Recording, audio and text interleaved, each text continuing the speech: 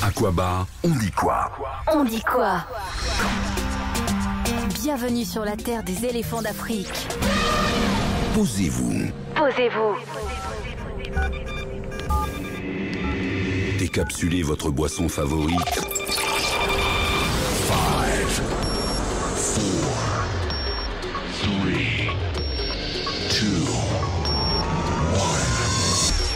2, 1. Oubliez vos gourmands et appréciez ce podcast Abidjan Talk Live. Abidjan Talk Live. Chaque fin de semaine, enregistré depuis nos studios à Trècheville. Venez découvrir toutes les actualités Et les histoires qui comptent.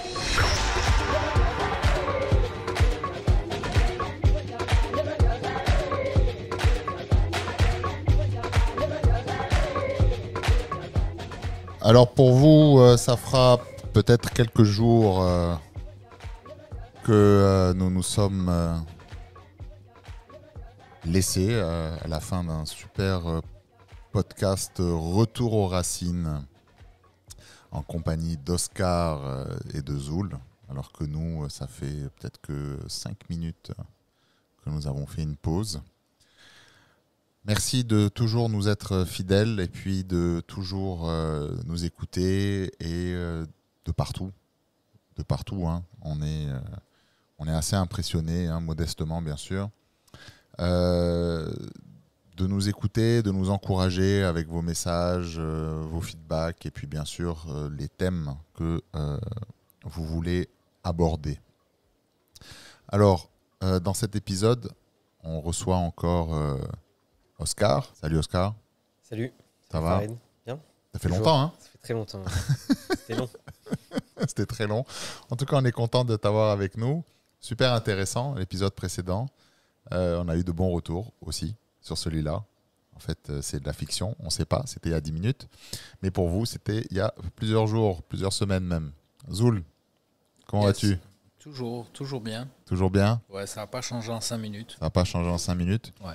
Donc, on a fait une petite pause et on est revenu avec des idées assez intéressantes dont on voulait échanger avec vous. Et je vais commencer comme ça. Et vous allez peut-être deviner de quoi nous allons parler. Rien ne sert de réussir si les autres autour de moi ne réussissent pas aussi. Donc à travers cette phrase qui reflète, je pense, très bien l'enjeu de l'entrepreneuriat en Afrique de l'Ouest et plus précisément en Côte d'Ivoire, on lance et on ouvre un peu le débat à l'heure où notre région peine à relever certains défis, que ce soit celui de l'agriculture, que ce soit celui de l'énergie, du développement durable, de la santé, de l'eau, de l'éducation, de l'assainissement. Quelques hommes et quelques femmes arrivent à créer des entreprises avec un état d'esprit, celui d'entrepreneur. Leur objectif principal, on le disait aussi un peu dans l'épisode précédent, Retour aux racines, l'envie de vouloir contribuer au développement positif de notre pays en revenant avec notre expérience acquise loin de nos frontières et essayer d'améliorer la qualité de vie de nos compatriotes en créant des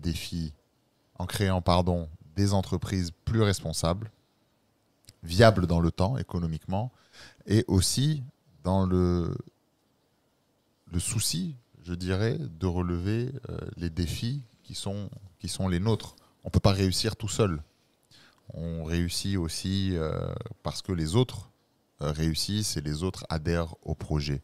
Donc bienvenue dans cet épisode où nous allons parler des défis de l'entrepreneuriat en Côte d'Ivoire et grâce à la présence d'Oscar, élargir un peu nos frontières sur la région d'Afrique de l'Ouest. Pas mal comme introduction. Ouais. Assez complet. Oui. Ça vous a motivé, ça vous a inspiré? Tu coiffes bien On coiffe bien la problématique? Ouais. Alors, Oscar, quels sont les principaux défis, hein? Je commence tout de suite les pieds dans le plat. Hein. Tu m'excuseras, peut-être que Alors, il faut savoir qu'on n'a pas de notes devant nous. On est vraiment en ressenti, en impro total.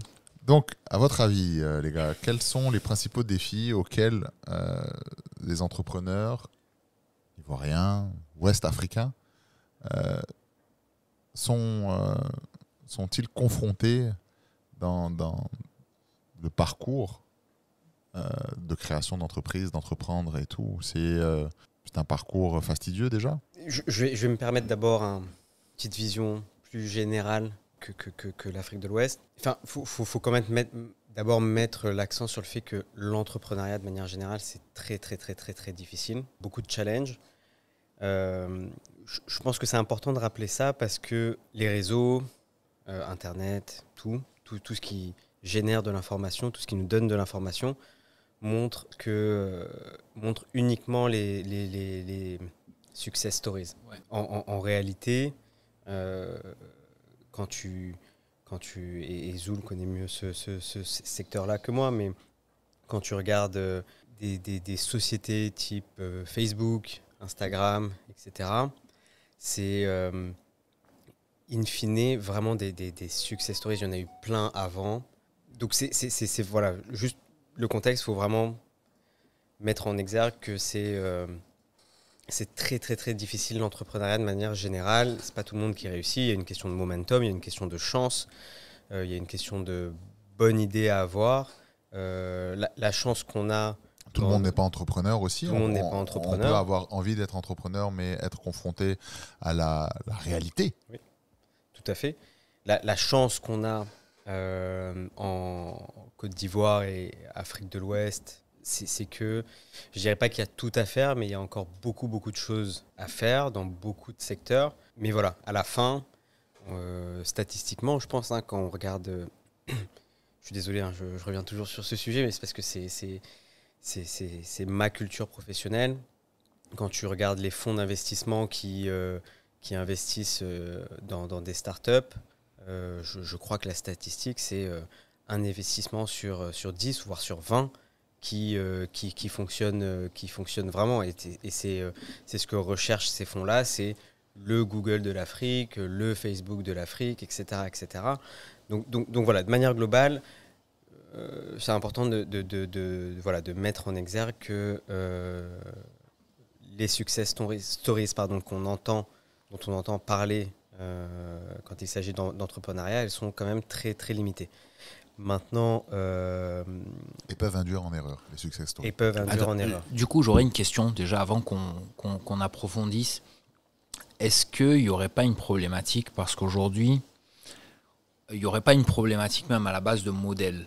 Parce qu'aujourd'hui, dans l'entrepreneuriat, on essaie de copier. Tu as donné des exemples qui sont typiquement occidentaux, Google, Facebook. Est-ce qu'on n'essaie pas de copier un modèle d'entrepreneuriat occidental et qui n'est pas forcément adapté à l'Afrique et qui fait que ça ne marche pas? Je vais donner un exemple, on en parlait un peu avant. Le modèle d'entrepreneuriat occidental, c'est un modèle qui est très capitaliste. C'est tout de suite grossir vite, grandir vite, atteindre une stabilité, un équilibre assez rapidement et puis générer du bénéfice tout de suite. Alors qu'on en parlait, on disait qu'aujourd'hui en Afrique, on est sur des cultures, la culture de la confiance, où il faut la construire. Ça met du temps, et on le voit nous aujourd'hui dans le travail, sur des projets sur lesquels, par exemple en Europe, on mettrait 6 mois, en Côte d'Ivoire, on mettrait par exemple 2 ans. Donc, est-ce que le modèle même d'entrepreneuriat aujourd'hui, puisqu'on essaie de calquer le modèle occidental, est-ce que déjà il est adapté au contexte africain? Tu vois, il y a déjà cette première question peut-être à se poser. On reviendra là-dessus, mais moi je pense que c'est un gros facteur, c'est qu'aujourd'hui on essaie beaucoup de copier le modèle d'entrepreneuriat occidental, mais on n'essaie pas de créer un modèle typiquement africain.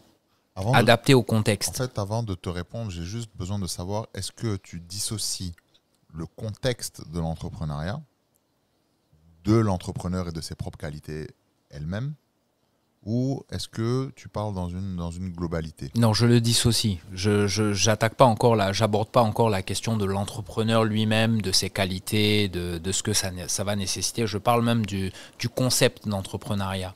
Est-ce que le concept aujourd'hui, le concept même, entre guillemets, start-up, est-ce qu'il est adapté à l'Afrique, au contexte africain? On est obligé de constater qu'aujourd'hui, et on en parlait un peu dans l'épisode précédent, lorsqu'on concluait sur les fintech et un peu sur le retour des expats ou surtout des natifs qui revenaient au pays avec une certaine compétence. Je pense sincèrement que la complexité administrative pour pouvoir aiguiller quelqu'un qui se lance dans le domaine de l'entrepreneuriat, de l'entreprise, elle est similaire que ce soit en Occident ou que ce soit sur nos terres africaines. Non, là même tu rentres, on va dire, dans l'aspect opérationnel. Moi, je te parle vraiment plus d'un aspect, pas opérationnel, mais d'un aspect, alors c'est pas vraiment de la stratégie, je sais pas, conceptuel. L'entrepreneur naît entrepreneur. Pour moi, c'est ma conception de la chose. Un entrepreneur naît entrepreneur. Et dès l'instant où il est entrepreneur, il a dans sa boîte à outils des qualités qui sont intrinsèques à sa personnalité. Un entrepreneur est quelqu'un qui a une grande capacité d'adaptation et qui sait tout de suite saisir l'opportunité quand il la voit, il sait remettre en question, il sait ajuster sa voile, si on reste dans des métaphores très jolies, il sait ajuster sa voile pour pouvoir prendre le vent, avancer et cueillir les opportunités quand elles arrivent. Donc, je pense que peu importe là où il se trouve, l'entrepreneur a dans son panel d'outils qui lui sont propres cette capacité-là à s'adapter. Et heureusement, parce que l'entrepreneur est une faible partie de la population de personnes en entreprise. Tout le monde n'est pas entrepreneur, tout le monde n'est pas chef d'entreprise, tout le monde n'a pas cette notion-là de dévouement, ou n'a pas. Tout le monde a une vision, mais tout le monde n'a pas forcément la même discipline pour pouvoir matérialiser sa vision en objectif et en résultats concrets. Donc je pense que le modèle, certainement que en Occident, il doit y avoir plus de programmes, il doit y avoir plus de forums, il doit y avoir un accès à l'information ou un accès à l'expérience qui doit être beaucoup plus vulgarisé et qui va permettre aux jeunes entrepreneurs de pouvoir déjà avoir quelques points de repère qui vont le guider à avancer pour gagner du temps. Et par contre, là où je te rejoins un peu, je pense que le manque d'exemples concrets, puisqu'on est aussi dans une société de buzz, on parlait de success stories qui sont plus mis en avant que réellement la partie cachée de l'iceberg, qui est celle où on ne compte pas ses heures, où on se sacrifie, où on est loin de sa famille, où on échoue. On échoue avant personne ne fait des stories où il échoue. Il n'y a que des belles histoires dans les posts des réseaux sociaux. Je pense que sur nos terres, il y a moins d'exemples. Il y en a, mais il y en a beaucoup moins qui partagent en fait leur parcours. Et aussi, il n'y a pas de repères administratifs. Alors, on a essayé de créer quelque chose pour faciliter la création d'entreprises en Côte d'Ivoire, mais ça reste complexe, ça reste lent, ça reste pas encourageant, on va dire, lorsque l'entrepreneur vient avec son idée ou ses idées et ce qu'il a envie de réaliser. Je pense que ça peut plus le démoraliser, le décourager qu'autre chose. Effectivement, on voit que les success stories, et c'est un peu, pour moi, c'est un peu, le mot est lourd, mais c'est un peu une forme de propagande qu'on a à laquelle on assiste sur les réseaux sociaux. C'est qu'on voit des Elon Musk, encore plus quand on vient d'Afrique, parce qu'on voit que les très gros, en fait, des Elon Musk, SpaceX, etc., tous ces grands noms-là, alors qu'en réalité, et du coup je me rapproche un peu plus du sujet, en Côte d'Ivoire, et dans nos autres géographies, la réalité est complètement différente. Je pense que c'est c'est sportif de vouloir monter une société ici. Encore une fois, il y a énormément d'opportunités, mais c'est vraiment sportif. Alors effectivement, et là je fais un lien avec un épisode du podcast précédent où un de tes invités disait que quand on revient en Côte d'Ivoire, l'administratif c'est beaucoup plus facile que si on était en France, typiquement passeport, etc. C'était ça l'exemple pris. On connaît toujours quelqu'un qui est capable de arranger, etc. Ça, c'est la réalité quand on est né ici d'une grande famille, ou en tout cas, alors peut-être pas par la surface financière, mais en tout cas par le réseau. Mais c'est pas commun pour l'Ivoirien lambda. Oui, tout à fait. Et quand on n'a pas ce réseau-là, quand on est un étranger, c'est Et même pas. C'est hyper compliqué. C'est hyper compliqué. Bon, je te donne mon exemple. Je suis natif d'ici, on en parlait précédemment. On connaît tous les rouages. Moi, il y a à peu près 1 an, je me suis donc lancé, créé ma société, et je peux te dire qu'on a eu les mêmes problématiques que quelqu'un qui viendrait, qui connaît rien à la Côte d'Ivoire. Donc pas forcément. Et c'est là où c'est très compliqué, c'est sportif. C'est vraiment sportif.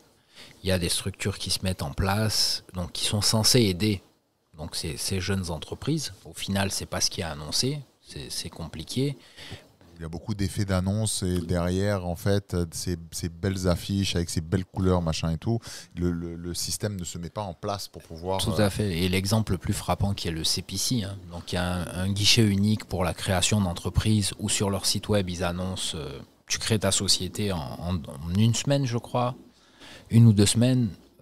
Exemple concret, ma société, ça a mis 6 mois. Pour des broutilles, quoi. Enfin, on avait tous les papiers qu'il fallait, on avait tout était en ordre, tout était fait correctement dans les règles de l'art, mais ça a quand même mis 6 mois, donc c'est assez compliqué. Ouais, et surtout lorsqu'on sait que lorsqu'on démarre une activité en tant qu'entrepreneur, on est essentiellement motivé par la passion de ce qu'on est en train de faire. Et cette lourdeur et cette complexité administrative peut décourager. Oui. Ça peut décourager et ça peut remettre en question, en fait le plan initial de l'entrepreneur. Exactement, parce que toi, dans ton business plan, ces 6 mois-là, tu n'étais pas censé attendre des documents, donc tu ne peux pas émettre de facture puisque juridiquement, tu n'existes pas. Enfin, administrativement, ta structure n'existe pas. Donc ça décale tous tes plans, et généralement quand tu es entrepreneur, tu n'as pas des budgets illimités, tu n'as pas des lignes de crédit illimitées, donc déjà tu n'as quasiment pas de crédit auprès de banque. C'est très très rare de trouver en tant que jeune entrepreneur qui sort de nulle part, alors pas jeune, moi je suis pas jeune, mais jeune structure, de trouver des financements auprès d'organismes, à moins d'avoir la fameuse idée buzz à la SpaceX ou Facebook. C'est quasi inexistant, donc ça va être généralement du love money. Donc du love money, ce que c'est pour nos auditeurs, c'est de l'argent que tu vas toucher auprès de ta famille, de tes proches, ou ce genre de choses, voilà. Qui vont t'aider à monter ta structure. Donc oui, cette lourdeur-là fait que tu accuses du retard par rapport à tes prévisions, et généralement ce retard-là, il peut être fatal pour des jeunes entreprises. T'es mort avant d'être né. Et même au-delà de l'idée buzz, je vais te donner un exemple. C'est une question, peut-être que toi, Zoul ou Farid, vous avez la réponse, mais je crois que c'était il y a 4 ans. Uber est arrivé, ça n'a jamais fonctionné. Tu avais 4 Uber qui se baladaient dans Abidjan, puis d'un coup, tu as... alors qu'à l'époque, tu avais Africab qui fonctionnait hyper bien, puis d'un coup, plus rien. Et puis un jour, tu as une boîte... donc on ne parle pas de start-up, pas d'entrepreneuriat, parce que c'est des sociétés qui existent ailleurs. Hein, c'est des grosses boîtes.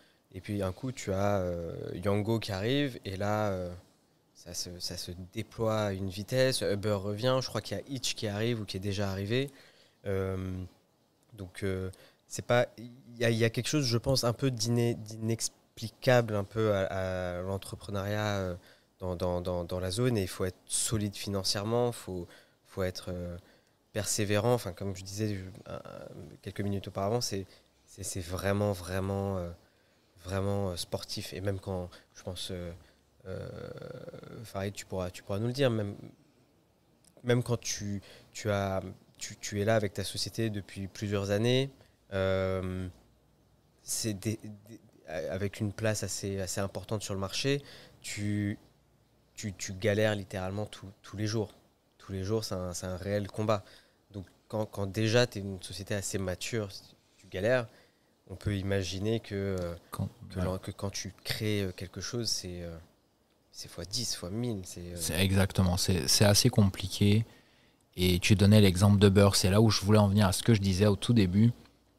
Uber, en Europe, c'est ce que j'appelle donc le modèle occidental de start-up. Hein. Je sors un produit, ce produit-là fonctionne très rapidement, il y a un engouement, ça se met en place, c'est des sociétés qui se valorisent très très rapidement en fait, en termes de valorisation qui vont cartonner, qui vont avoir une très très forte croissance. Mais ce modèle-là ne fonctionne pas forcément en Afrique, parce qu'il y a cet aspect où il faut que à mon sens, hein, et là ça n'engage que moi, où il faut que je parle de la Côte d'Ivoire, l'Ivoirien ait confiance. Donc tu peux venir, tu peux être très gros, être très bon à l'étranger, et puis arriver là, et puis tu as toujours cet aspect culturel-là qui va te dire « Ah ben lui, on ne le connaît pas, il faut qu'on le connaisse ». Et c'est pour ça que je disais au tout début, est-ce que le modèle de start-up à l'occidental peut fonctionner en Afrique ? En Afrique, tu as vraiment ce lien de confiance que tu dois tisser. Ça met des années. Au-delà des problématiques administratives que tu peux avoir, de tes problèmes quotidiens dans l'opérationnel, il y en a pas mal. T'en as d'autres. Donc, il y a cet aspect-là qui est peut-être idéologique qu'il faut aussi prendre en compte.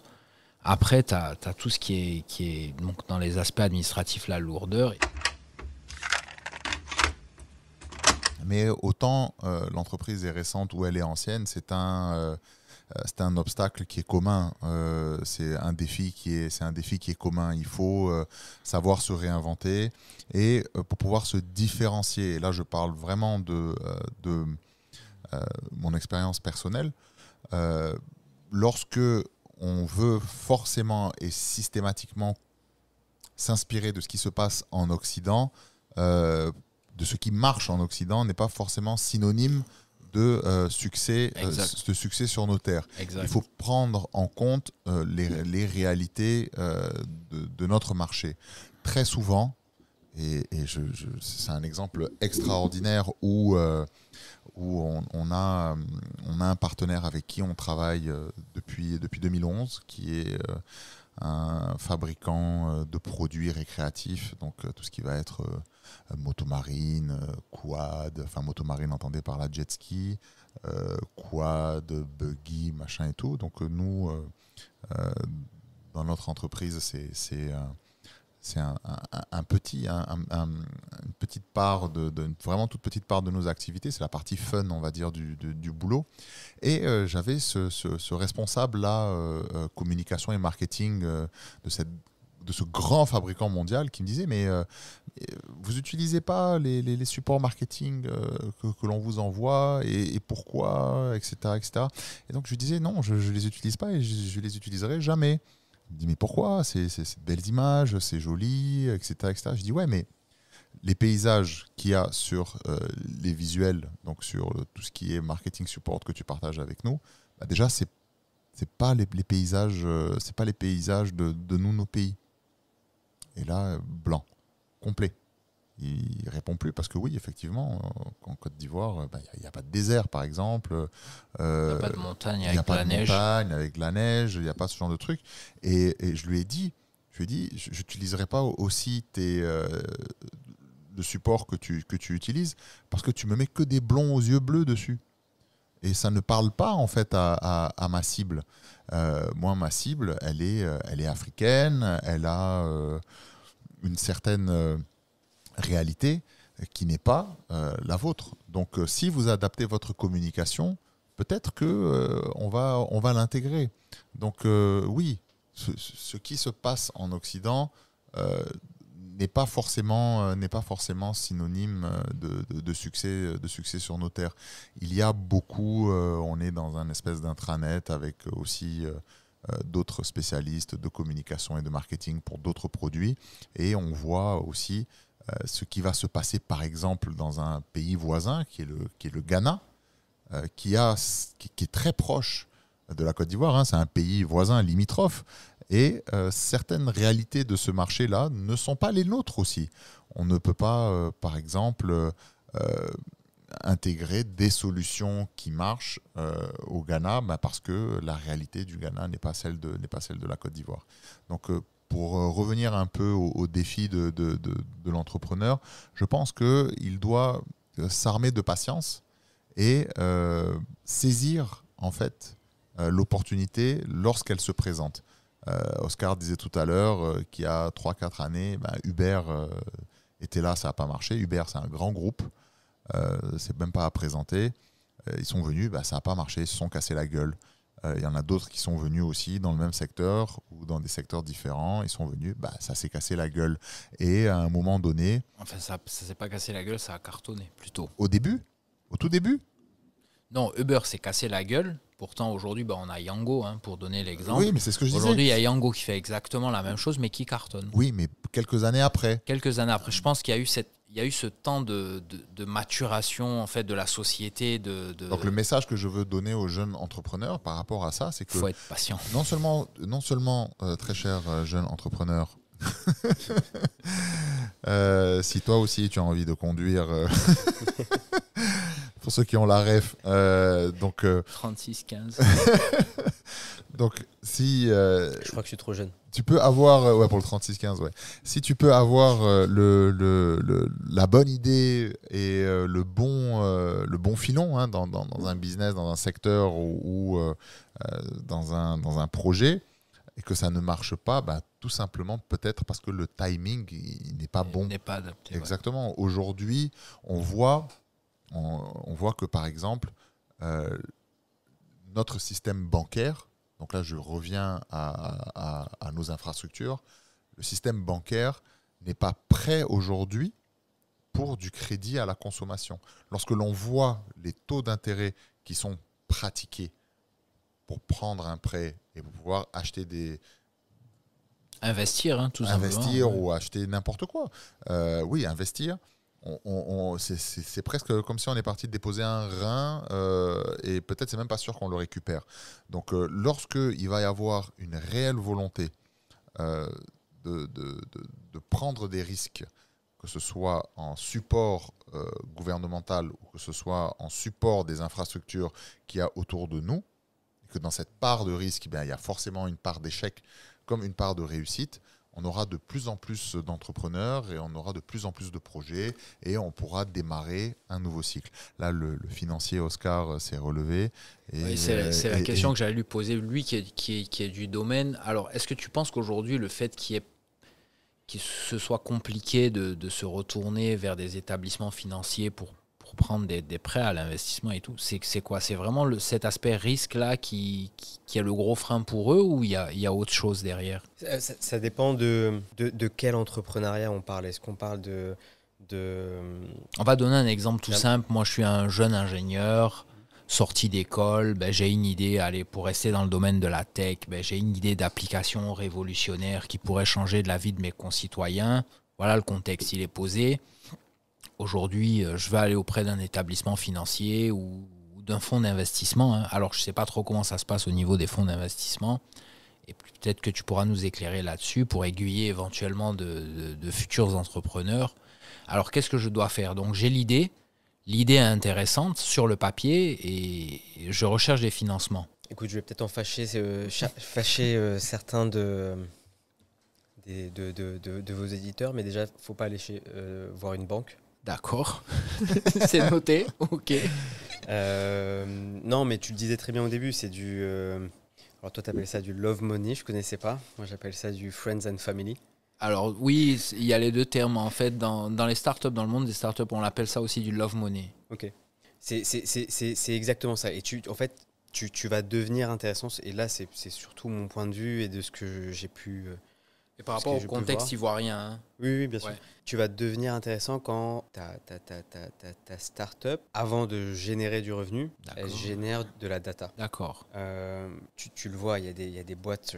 Vulgarise, ça ne parle pas forcément à tout le monde, générer de la data. Tu vas prendre des boîtes comme Wave, des boîtes qui font du pay as you go solar, c'est des kits solaires que tu achètes... Tu achètes une petite valise à crédit, tu la déploies, hop, ça te fait un panneau solaire et puis ça te donne une lampe, la radio, etc. C'est des boîtes qui ne génèrent pas de revenus. Elles sont pas, enfin, du revenu si, mais elles ne sont pas rentables. En revanche, elles ont une base de données clients qui sont capables de payer, savoir combien ils payent par mois, etc. etc. C'est ça que les investisseurs achètent en réalité aujourd'hui. Ce qui peut être un risque, hein, parce que tu as ce type de boîte-là qui aujourd'hui lève des millions, enfin même parfois des centaines de millions de dollars, mais sur base de... J'ai une base client. Je suis pas rentable, mais par contre j'ai une base client. J'ai un peu élargi le sujet, mais pour répondre à ta question, tu montes ta boîte, c'est surtout d'abord, comme tu le disais, des friends and family. Ensuite, ça va être des fonds d'investissement spécialisés. Mais les banques, malheureusement, dans nos géographies, elles vont intervenir, très honnêtement, à la troisième levée de fonds. D'accord. Troisième levée de fonds. Okay. Et de toute façon, avant, même si tu y arrives, comme tu disais, Farid, tu vas perdre un rein. Donc ça peut être un frein à l'entrepreneuriat, l'accès au financement. Oui, bien sûr. Ouais. Bien sûr. Bien sûr. Enfin, je le dis pour nos auditeurs. Il faut que, je vais dans ton sens. Il faut être créatif, financièrement, être moins exposé. Tu n'as pas ici, pour finir sur ce côté-là, sur cet aspect-là, financement, tu n'as pas ici, contrairement à ce que tu peux avoir en France, par exemple, tu n'as pas de subvention. Tu n'as pas d'aide publique pour les entrepreneurs on parle de montants minimes, hein, on parle de quelques milliers d'euros, mais qui sont importants au début pour un entrepreneur. Tu n'as pas ça en Côte d'Ivoire et même... Il y a quelques programmes. Ça reste encore très limité. Très limité. Après, on revient à ce même genre de choses. On rentre dans des tracasseries administratives pour pouvoir avoir accès à ces programmes qui sont interminables. Donc, du coup, tu laisses tomber et tu te dis, bah, écoute, je vais plutôt focaliser mon énergie à aller chercher l'argent ailleurs. Il y a donc la lourdeur. Et la lourdeur administrative, ouais. Et tu reviens encore sur ce sujet, même quand tu as des programmes comme ça, tu reviens encore sur ce sujet de réseau. En fait, tu y as accès quand tu as un réseau. Exactement. Il faut avoir des contacts, des premiers clients. Oui. Ça, ce serait l'idéal. C'est que dans tes réseaux, tu aies éventuellement tes futurs clients, tes futurs premiers clients qui vont te permettre de couvrir éventuellement tes charges, tes charges de ton entreprise naissante pour te laisser un peu plus de répit pour pouvoir... décoller, quoi. Et alors c'est bateau, hein, mais dans ces friends and family investisseurs, c'est bateau, mais ce qui fonctionne bien, c'est que tes actionnaires initiaux soient également tes clients. Comme ça, d'entrée de jeu, tu consolides un chiffre d'affaires. Ouais. Alors une question, est-ce que donc alors on entend très souvent sur Internet.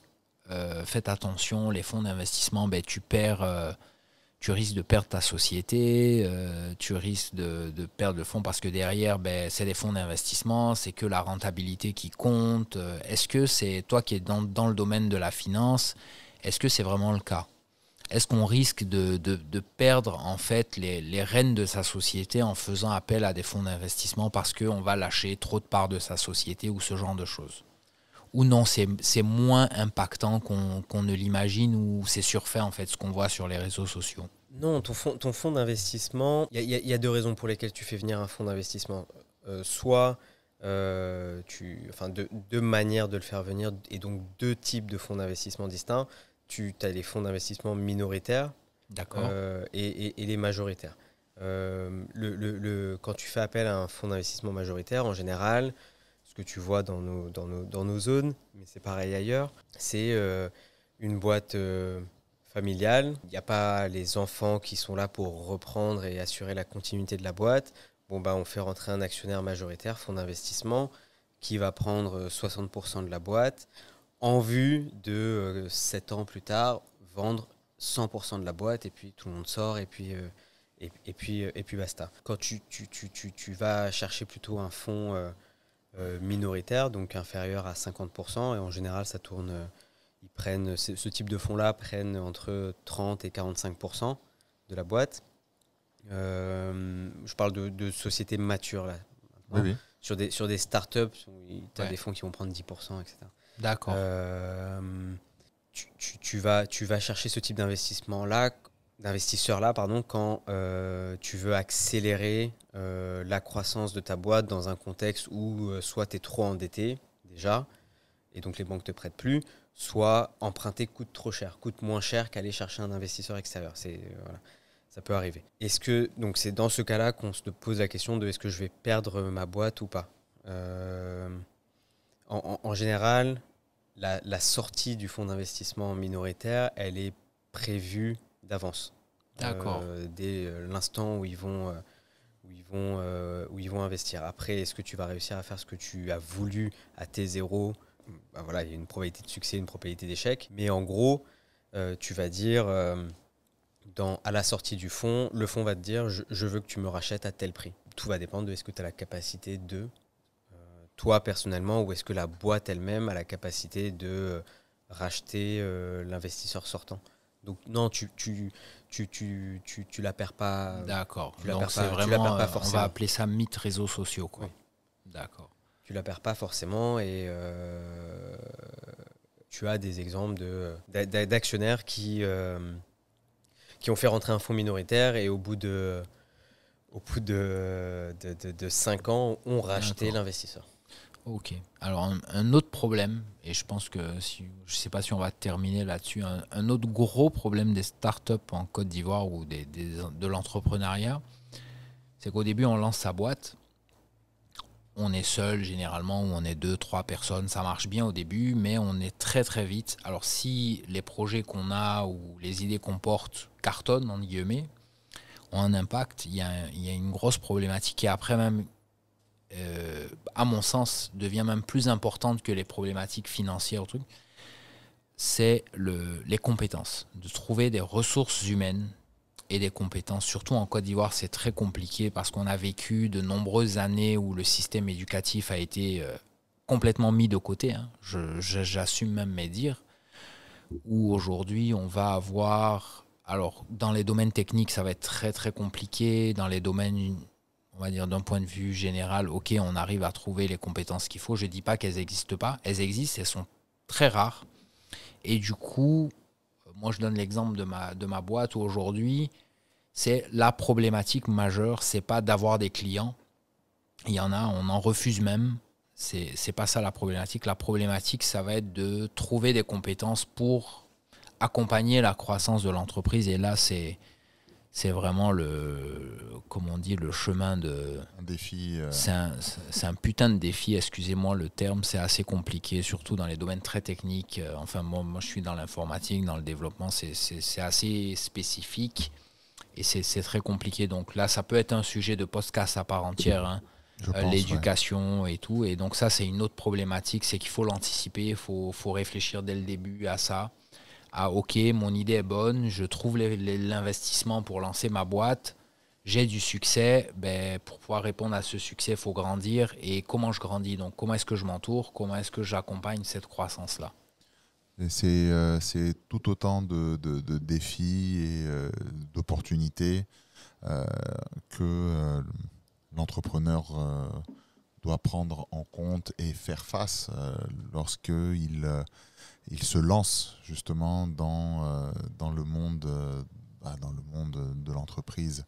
Mais après, ça va dépendre aussi, comme tu dirais, comme tu disais, pardon, tu es dans un secteur où la technicité est vraiment un élément clé du développement de ton business. Et par contre, pour conclure, je reviendrai un peu sur ce que tu disais au début et j'essaierai dans mon propos de donner des ouvertures et des perspectives à peut-être un auditeur qui a envie de se lancer, un jeune entrepreneur. C'est malgré la passion et malgré l'engagement et le sérieux que tu peux avoir, hein, je te tutoie, cher entrepreneur, il faut toujours quand même garder un peu les pieds sur terre parce qu'il y a ce que tu peux faire et il y a ce que tu aimerais faire. Et entre les deux, il faut vraiment réduire le gap en analysant bien l'environnement dans lequel tu es. On disait tout à l'heure qu'en Côte d'Ivoire, il n'y avait pas suffisamment d'infrastructures. Je suis à peu près d'accord. L'administratif est complexe. Je suis complètement d'accord. Mais par contre, des secteurs comme l'agriculture, des secteurs comme le tourisme, même l'industrie un peu manufacturière, elle n'est pas développée. On a raté la révolution industrielle, tu le disais dans un podcast précédent. Et certaines technologies, on est vraiment dans le monde de la digitalisation, sont des secteurs d'avenir pour la Côte d'Ivoire parce que la Côte d'Ivoire a prévu certains programmes pour pouvoir alléger la fiscalité et favoriser l'investissement des jeunes startups qui se lancent dans ce type de secteur-là. L'agriculture et c'était quoi la phrase célèbre du président Félix Houphouët-Boigny?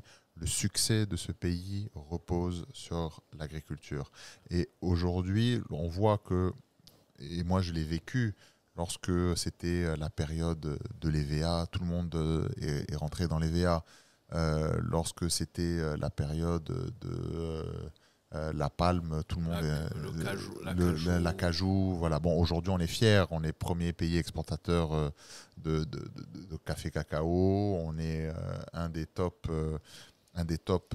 pays exportateurs de noix de cajou. Je crois que le deuxième, voilà. si je dis pas de bêtises. Mais lorsque on parle par exemple de chocolat, lorsqu'on parle de chocolat à l'échelle mondiale, on parle du chocolat suisse, on parle du chocolat belge, on parle pas du chocolat. Alors qu'il n'y a aucun de ces pays où le plant de cacao pousse. Exactement, alors que le top 5 des pays exportateurs de cacao, ce sont des pays africains. Enfin, tropicaux. Je crois que le deuxième, c'est le Ghana et le troisième, c'est le Brésil, si je ne dis pas de bêtises. En tout cas, des pays émergents. Tu as 5 pays africains. Le premier, c'est la Côte d'Ivoire. Le deuxième, c'est le Ghana. Et après, on est dans des pays limitrophes. Mais les 5 premiers pays, c'est les pays africains. Je n'ai pas le classement sous les yeux, mais les 5 premiers pays, c'est des pays africains. Donc, l'entrepreneur aussi, avant de se lancer et avant d'essayer d'importer des idées entrepreneuriales de l'Occident, il devrait plus analyser quels sont les besoins de notre marché, exactement le contexte local, et se dire, voilà, là, j'ai une perspective de développement, j'ai une perspective intéressante. Alors oui, c'est pas forcément un métier sexy, c'est pas forcément un métier... Alors là, voilà, c'est l'exemple de modèle. Ça veut dire qu'on va plutôt viser quelque chose qui va être utile plutôt que, entre guillemets, sexy, comme tu dis. Voilà, et moi j'encouragerais en tout cas le jeune entrepreneur ou la jeune entrepreneur qui nous écoute, d'aller plus dans ce sens-là, et puis d'être persévérant, et puis d'être toujours animé de passion. Après, juste une petite précision, parce que tu parles du cacao qui est assez particulier, hein, comme exemple. Le cacao est exporté en tant que matière première parce que ça coûte moins cher en fait, et c'est beaucoup plus rentable d'exporter la matière première aujourd'hui en Côte d'Ivoire que de produire. Donc les entités ne sont pas incitées à produire Le cacao du chocolat transformé, le cacao transformé a plus de valeur que le cacao à l'état brut. Donc on a plus intérêt à être encouragé à investir dans la transformation locale pour pouvoir après... Donc là, on revient à avoir un ensemble de règles, enfin d'aides ou de règles administratives qui vont permettre l'investissement local, quoi. Non, tout à fait. De manière générale, plus tu vas transformer un produit, plus il va prendre de la valeur. Le problème, c'est quoi ce coût de transformation? Ici, tu prends juste le coût de l'électricité, il te fait exploser tes charges, et donc tu n'es plus compétitif, en fait. Tout à fait, ouais. Donc il y a cet aspect-là qui est important sur des sujets comme le cacao. Et peut-être un dernier point, je reviens sur l'entrepreneuriat, qui est souvent sous-évalué par les entrepreneurs. C'est le facteur temps pour sourcer de l'argent.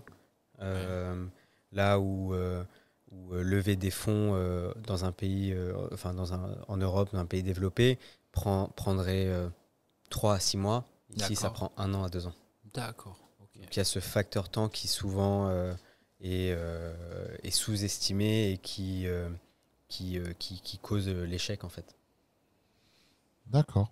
En tout cas, on espère avoir pu couvrir ce sujet très intéressant sur l'entrepreneuriat avec ses opportunités, ses défis, ses obstacles en terre d'Éburnie. Merci Oscar, merci Zoul. Merci à vous. Merci à vous. Merci chers auditeurs. Passez de bonnes vacances. Oui, et à très bientôt.